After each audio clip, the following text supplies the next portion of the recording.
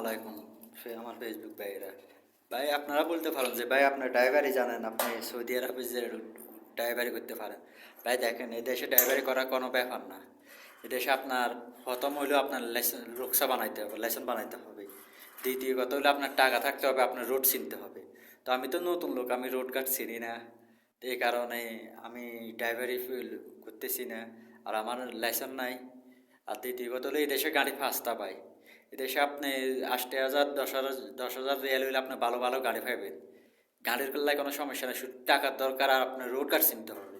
আর এখন সৌদি আরবের পরিস্থিতি এত ভালো না। আপনার ড্রাইভারই করতেছেন, আপনি কট খাইতেছেন। শতকরা ড্রাইভাররা কট খাইতেছে, কারণ সৌদিরা আগের থেকে অনেক ইয়ে হয়েছে ভাই। করোনা হওয়ার থেকে আগে ভালো ছিল, করোনার পর থেকে সৌদিরা অনেক হিসাবে হয়েছে। আর এখন ১ টাকা হেরা খরচ করতে হয়, হেরা হিসাব করে করে। কিন্তু ভাই আমার